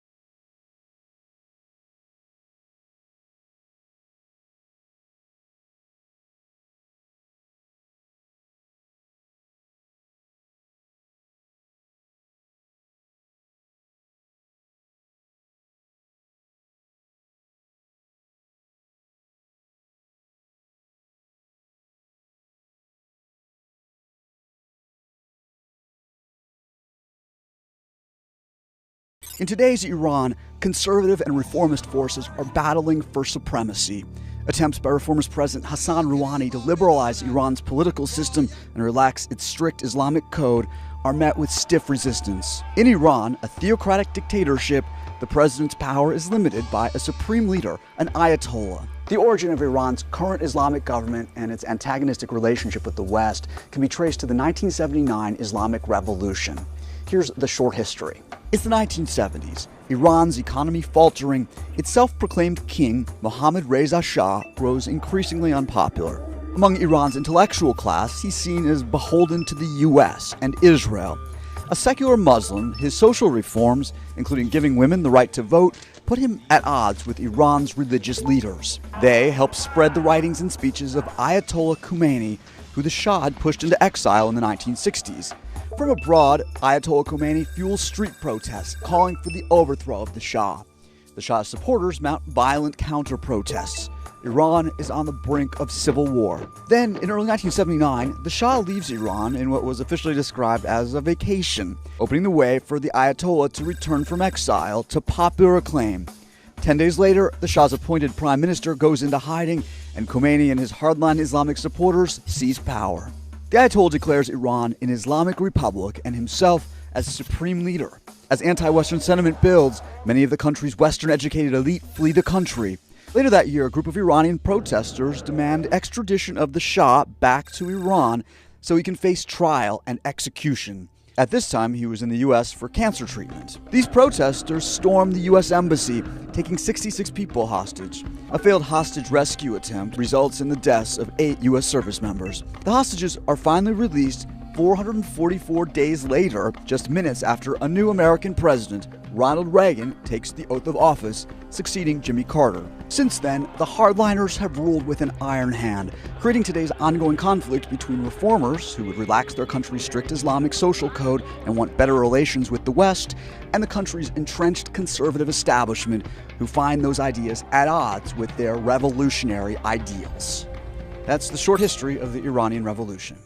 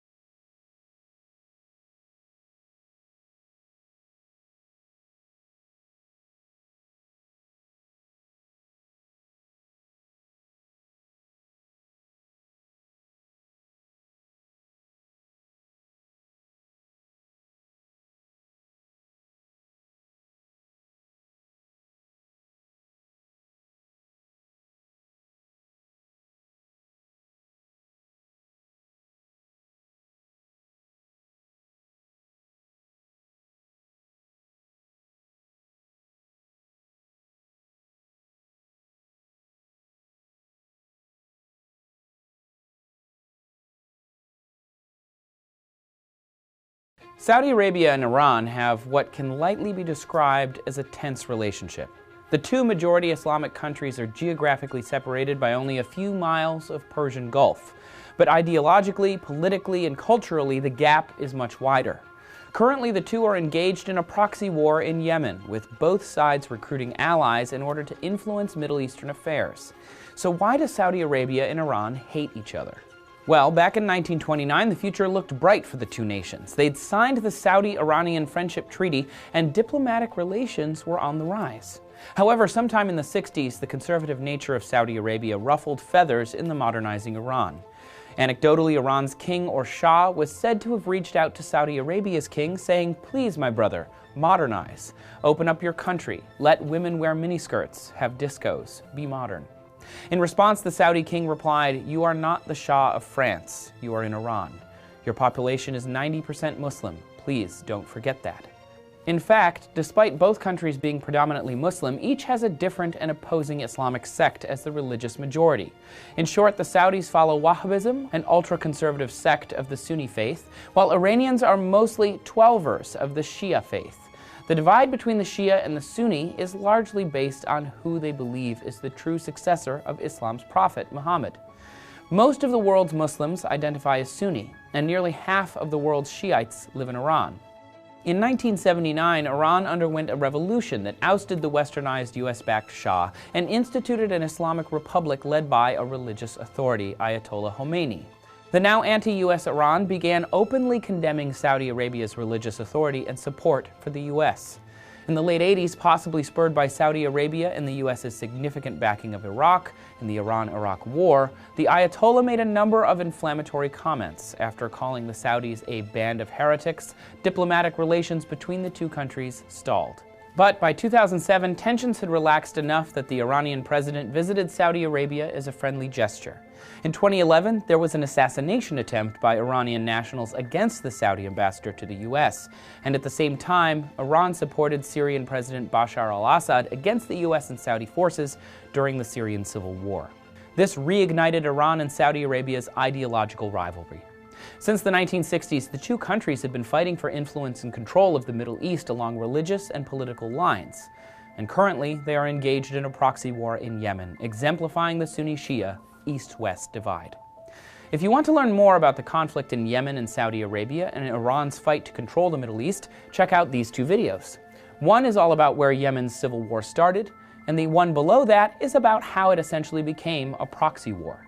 Thank you for watching TestTube. Please subscribe.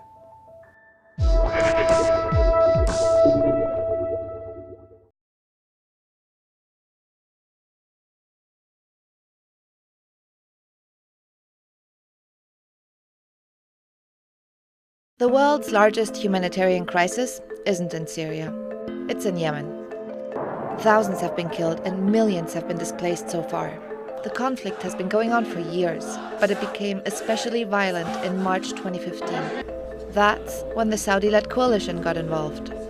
Now, the poorest country in the Arab region has become the violent playground for regional and international powers. So, how did it all start? After the Arab Spring toppled dictators across the Middle East, Yemenis wanted change too. Their president, Ali Abdullah Saleh, was forced to hand over power to this guy, his deputy Abd Rabbo Mansour Hadi, in November 2011. But the political transition to Hadi failed. There was massive unemployment, food insecurity, suicide bombings, and a separatist movement in the south. All that ended up sparking the war. On the one side, you had the Houthis, a political Shia rebel group, and people loyal to former President Saleh. On the other side, you had forces loyal to the new Hadi government. In 2014, Houthi forces took over Yemen's capital, Sana'a. Early the next year, the Houthis and Saleh loyalists tried to take control of the entire country, forcing Hadi to flee to Saudi Arabia. Saudi Arabia considered the Houthi actions an immediate threat and feared this could be an opportunity for Iran to gain a foothold on their border. Saudi Arabia accuses Iran of backing the rebels, but Tehran denies any involvement. So Saudi Arabia started an alliance and began a military campaign. It's had a devastating impact, with more than 10,000 people killed since February 2014, and forcing more than 3 million people to flee their homes. Several other countries are supporting this alliance with weapons, intelligence, or logistics. Qatar was expelled from that coalition June 2017. The Saudi-led coalition wants to restore Hadi's government, but it's been unable to take back the north of the country, including its capital Sana'a. Meanwhile, fighters from Al-Qaeda in the Arabian Peninsula and affiliates of ISIL have taken advantage of the chaos. They seized parts of the south and stepped up their attacks in government-controlled Aden. As in every war, civilians are bearing the brunt of this one. The destruction of infrastructure and restrictions on food and fuel imports means 17 million Yemenis will face famine unless they receive humanitarian help soon. But that's not all. One fear is that international aid isn't getting to those who need it the most, making a cholera outbreak all the more difficult to control. Saudi actions have exacerbated the outbreak, but it can't be blamed on airstrikes alone. The majority of the outbreaks are in Houthi-governed areas, where they failed to manage the garbage and sewage that's filling the streets. And to make matters worse, 2/3 of Yemenis don't have access to clean water. So, where does that leave us? Little ground has been gained, and several attempts to mediate the conflict have fallen apart. Since neither side shows any sign of giving up soon, Yemen is in a deadlock.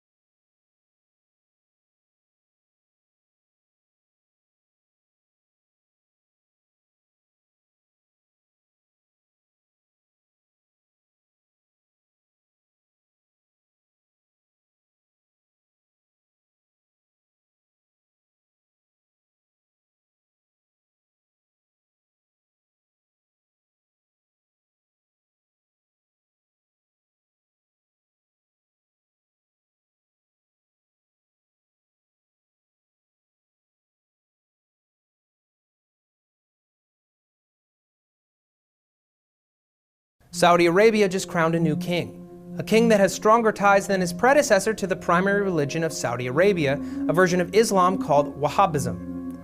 ISIS also claims strong ties to Wahhabism. So what is Wahhabism and how does it affect this region? Wahhabism is a strict form of Sunni Islam named after its founder Muhammad ibn Abdul Wahhab. He preached that all Muslims should strictly adhere to the Quran's teachings. Over time, Wahhabism has grown to have a domineering influence on Saudi Arabian religious culture and politics. In Saudi Arabia, Wahhabism is seen as the true interpretation of Islam. They also believe that anyone who does not practice their version of Islam are heretics. This teaching has been the cause of tension within the Islamic world because Wahhabism sees other followers of Islam, like Shias and Sufis, as non-believers, a fact that ISIS has manipulated and overstated to justify their own terrorist agenda. They're practicing a kind of untamed Wahhabism, strongly encouraging followers to show no mercy to non-believers and issuing orders to kill anyone outside of the faith. And this isn't the first time that Wahhabism has been connected to a terror organization. Alongside ISIS, Wahhabi teachings have also heavily influenced Al-Qaeda and the Taliban. On the surface, it may seem like terror groups are adhering to the strict practice of Islam as a part of the religious crusade that allows them to justify violent action. To understand However, ISIS, it helps to tell the story of its rise. And that story begins far away and many years before the group existed. In 1979, the Soviet Union invades Afghanistan to defend a puppet dictator against rebels. Young men from the Middle East flock in to join the rebels. Many see it as a religious struggle, and some develop extremist views. Among them is a well-educated young Saudi named Osama bin Laden. Also in Afghanistan is a semi-literate former street thug from Jordan, calls himself Abu Musab al-Zarqawi. They do not get along and never will, but will create the groups we today know as Al-Qaeda and as ISIS. The Soviets withdraw in 1989, and the Arab fighters eventually go home. Bin Laden grows Al-Qaeda into a global network to continue the struggle against Islam's enemies. Zarqawi forms his own group, but it fizzles. Both men later return to Afghanistan, now ruled by the Taliban. On September 11, 2001, Al-Qaeda attacks America from its base there. In flames, both suffered explosions. The U.S. invades Afghanistan. Bin Laden flees to Pakistan. Zarqawi, still obscure, flees to a remote and lawless corner of Iraq. 2 years later, the U.S. does something that will transform the Middle East and set the stage for ISIS. My fellow citizens, the dangers to our country and the world will be overcome. The Americans topple Saddam Hussein's secular, mostly Sunni dictatorship, and it disbands the Iraqi army. Thousands of Sunni Iraqi soldiers, angry and unemployed, join the insurgency. Jihadist groups, who are also Sunni, see this as a repeat of the Soviet invasion of Afghanistan, and again they flood in to fight. Zarqawi is among them. Zarqawi's group eventually becomes Iraq's most ruthless. He especially attacks Shia, deliberately sparking a Sunni-Shia civil war. By 2004, Zarqawi is a jihadist superstar. Al-Qaeda, isolated and weakened, attempts to bolster its image by forming an alliance with Zarqawi's group, which becomes known as Al-Qaeda in Iraq. But in 2006, Iraq's Sunnis rise up against Zarqawi, and the US kills him in an airstrike. Over the next few years, Al-Qaeda in Iraq is largely defeated. The Americans withdraw in 2011 from an Iraq that finally looks stable. 2011, the Arab Spring spreads across the Middle East. In Syria, dictator Bashar al-Assad cracks down violently on protesters. They eventually fire back, leading to a civil war. Assad fears the world will intervene against him, so he releases jihadists in large numbers from Syrian prisons, tinging the rebels with extremism and making it harder for foreigners to back them. Back in Iraq, what little remains of Zarqawi's group is still allied with Al-Qaeda, but now known as the Islamic State in Iraq. It's led by a bookish religious scholar who calls himself Abu Bakr al-Baghdadi. In 2012, Baghdadi sends a top deputy to Syria to start a new Al-Qaeda branch to fight alongside the rebels, Jabhat al-Nusra. Baghdadi attacks a series of prisons in Iraq, frees former jihadists, and recruits new ones, growing stronger. In April 2013, Baghdadi announces he is taking control of all Al-Qaeda allied forces in Syria and Iraq. His group expands into Syria, becoming the Islamic State of Iraq and Syria, or ISIS. But Al-Qaeda rejects Baghdadi's power grab, and in 2014 formally exiles him. The two jihadist groups, long at odds, are now at war. ISIS grows powerful in Syria, in part because Assad tolerates its rise, which he does because it divides his enemies within Syria, and because foreign powers are too focused on ISIS now to worry about Assad. By June 2014, ISIS has built an army in Syria, and it launches a military-style invasion into Iraq. The Iraqi army, weakened by corruption, folds with little fight, and many Sunnis are tired of their Shia-dominated and increasingly authoritarian government, and welcome, or at least tolerate, ISIS's arrival. Within days, ISIS controls a third of Iraq and a big part of Syria. ISIS's goal is more audacious than anything imagined by Al-Qaeda: to revive the ancient caliphate and expand it to encompass all Muslims. It earnestly believes its holy war will then bring about the apocalypse as foretold in Scripture. Thousands of Muslims, mostly from the Middle East and from Europe, flock to join the group. Some join for religious reasons, but many are just disillusioned or angry and feel that ISIS offers them answers and a purpose. But ISIS quickly overreaches. That August, it invades Kurdish territory in Iraq and Syria, sparking counterattacks from better organized Kurdish forces. launches a genocide against Iraqi Yazidis and murders the American journalist James Foley on camera, outraging the world and provoking an American-led air campaign against it. ISIS can't withstand the onslaught and loses more than a fifth of its territory. But in response, it begins launching increasingly spectacular terror attacks abroad, in Tunisia, Kuwait, Sinai, and then Paris. And so-called lone wolves, inspired by ISIS propaganda, also launch attacks, though they're often amateurish and less effective. Eventually, ISIS will lose its state. It is simply too weak, has no allies or outside funders, and is surrounded by enemies. But ISIS will respond by reverting to what it was before as Al-Qaeda in Iraq, an insurgency and a terror group still capable of horrifying violence. And in that form, it could be around for years.